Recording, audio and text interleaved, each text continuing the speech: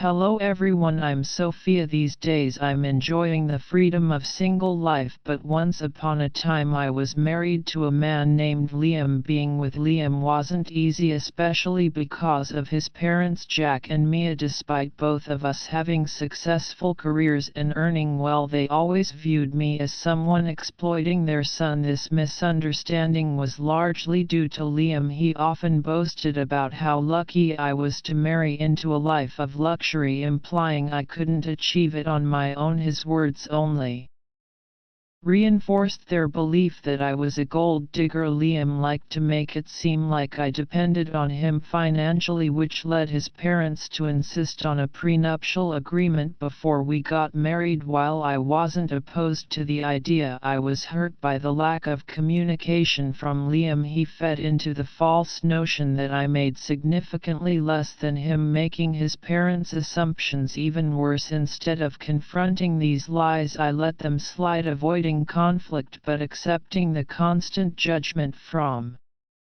his family. I put up with this facade because I loved Liam, even though it became obvious he didn't truly love or respect me. Things got worse after he lost his job, and while I supported both of us financially, he let his parents believe I was the one relying on him. I grew tired of carrying the weight alone while he showed no effort to change his situation. The breaking point came when I decided to buy a house with some inheritance money and my own savings. I found a beautiful home that felt perfect.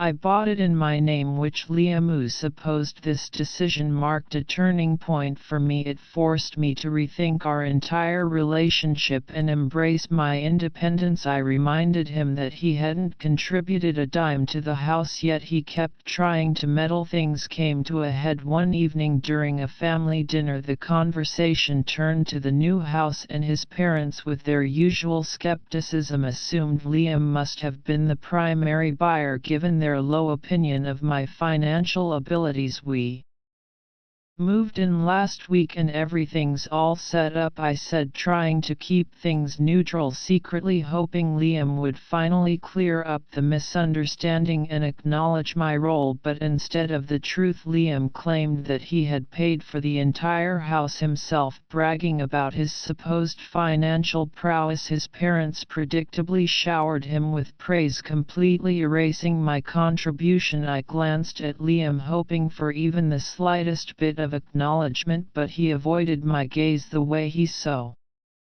easily dismissed my efforts infuriated me, but kept calm, not wanting to cause a scene in front of his parents. As soon as we left, I couldn't hold back any longer. Why on earth would you lie like that, Liam? Why would you say you bought the house? I confronted him, stunned that he would so casually rewrite the truth and erase everything I had done. He tried to justify it, saying he lied to make his parents proud and to hide the fact that he had lost his job. He was too afraid to disappoint them. You could have just acknowledged that we both contributed to buying the house, I said, feeling deeply hurt and disrespected by his claim of sole ownership. His assertion struck at my core, diminishing my role and effort. Liam's response was dismissive. He shrugged off the issue, insisting that what was done couldn't be undone, and refused to correct the misunderstanding with his parents. It was clear he was more concerned about saving face than addressing the wrong done to me. Liam seemed to value his pride over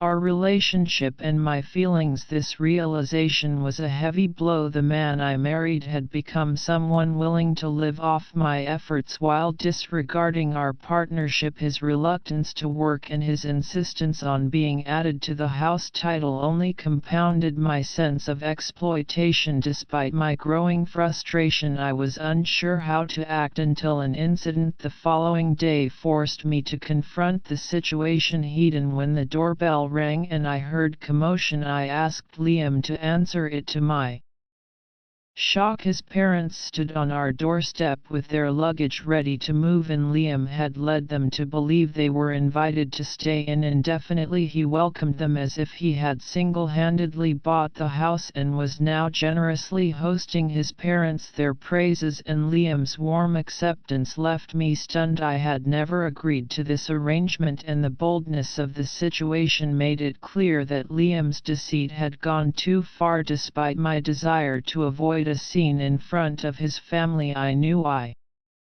couldn't let this continue. His parents living in my house based on a lie was unacceptable. I had to act decisively to reclaim my space and my dignity. I tried to handle the unexpected turn of events with as much composure as possible while Liam's parents eagerly discussed the benefits of our spacious home. Their comments about being cramped in their previous place and their praise of Liam for securing such a luxurious space only heightened the tension. Their eagerness to claim the largest bedroom felt like an additional affront. Let us hold off on choosing rooms for now. I need to speak with Liam privately, I suggested, hoping to manage the situation discreetly. Liam, clearly nervous and avoiding eye contact, sensed the gravity of the conversation. His attempt to deflect by suggesting we talk in front of his parents only heightened the discomfort. If you're okay with it, Liam, we can talk here, I said, my patient wearing thin. I addressed him directly. Liam, your parents cannot stay here. You never consulted me before making this decision. How could you think this was acceptable? His mother immediately defended him, claiming that the house was Liam's to do with as he pleased and suggesting I had no say in the matter. They even went so far as to threaten me, implying I should be cautious not to get kicked out. Their demands for the largest room, despite my protests, were the final straw. The situation had escalated from a misunderstanding to a blatant disregard for my feelings and contributions. It was clear that Liam's parents saw me not as a partner but as an outsider in my own home. Their attitude, along with Liam's willingness to let this happen, revealed the profound disrespect for our relationship and for the principles of communication and mutual respect in a marriage. Standing firm against Mia's demands, I couldn't help but reflect on where my frustration should be directed. On one hand, their sense of entitlement was appalling. On the other, Liam's deception had sparked this whole mess.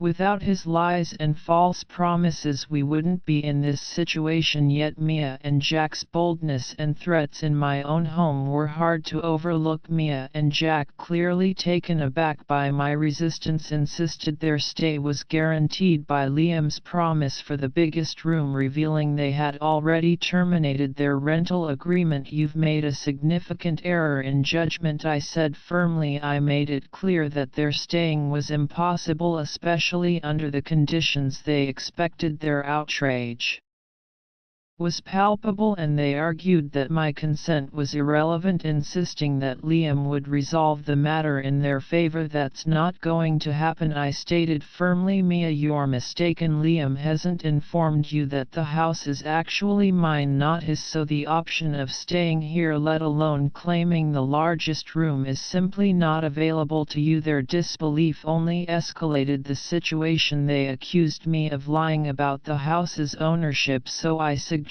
they confirm the facts with Liam. This put him on the spot, forcing him to choose between maintaining his false claims or confronting the truth. Understanding that the root of the confusion was Liam's deceit, I couldn't entirely fault his parents for their assumptions. Their silence, along with Liam's refusal to make eye contact, suggested the truth was beginning to sink in, though they were struggling to reconcile it with their preconceived notions of me. They had long believed in my supposed financial dependence and Liam's success, making this Reality difficult for them to accept. When pressed for an explanation, Liam remained silent, his avoidance speaking volumes. I offered to present the property documents as proof of my ownership, challenging their disbelief head-on. Their insistence that Liam, given his previous high income, was the logical owner was starkly contrasted by the reality of his job loss and reliance on my income. I corrected them, noting that Liam had lost his job a year ago and that I had a successful career. Contrary to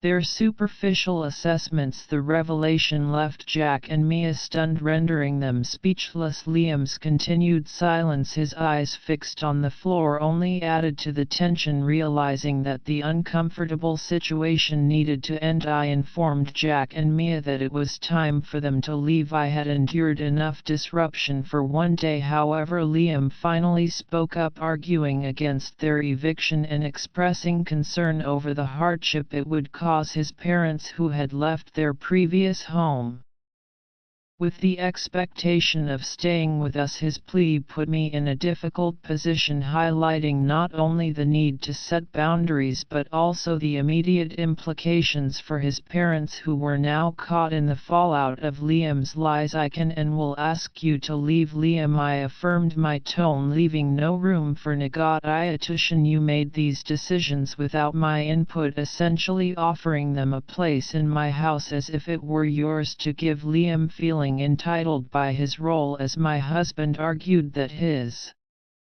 authority should allow his parents to stay, suggesting that my options were limited. Mia chimed in, claiming that through Liam she had a right to everything I owned, as if marriage negated individual property rights. But I stood my ground. No, Mia, I can and will ask you to leave, and Liam, you'll be leaving with them since we are still legally tied. I'll prepare an eviction notice for you, and I won't stop there. I'll be seeing my lawyer to discuss our divorce. Liam's reaction was immediate and visceral. Marked by panic and anger, he threatened to take half of the house and demand alimony, believing he could intimidate me into submission. Really, Liam, have you forgotten the prenup you were so eager for me to sign? I reminded him. It explicitly states that neither of us can claim alimony and that our individual assets remain ours in the event of a divorce. You and your parents thought you were securing your future with that document, never expecting the tables to turn. The reminder of the prenuptial agreement's terms was a stark wake-up call for Liam and his parents. Their confidence in Liam's perpetual success had blinded them to the reality of their situation. As the gravity of their miscalculation set in, their stance shifted abruptly. Maybe we don't need to rush into a divorce, they suggested, their desperation evident in their tone. Let's just sit down and figure this out. Maybe we can find a solution that works for everyone, Liam suggested, hoping to reach a compromise. But I had reached my breaking point. I'm not here to solve problems for your benefit, I said firmly. I won't be used for financial gain by you, Liam, nor will I tolerate any more exploitation from your parents after their mistreatment. Liam tried to downplay their actions, suggesting I should overlook their past behavior as minor issues, but their recent attempt to evict me from my own home was something I couldn't ignore. Their sudden shift to a more conciliatory tone couldn't erase the tension, and their pleas for understanding were met with my unyielding resolve. They had underestimated my determination. The fact that they had canceled their lease, assuming they could move in with us without consulting me, showed a blatant disregard for my autonomy. I was resolved and not to be walked over any longer. When it became clear that Jack and Mia had no intention of leaving voluntarily, I took decisive action and called the police to escort them out. After their departure,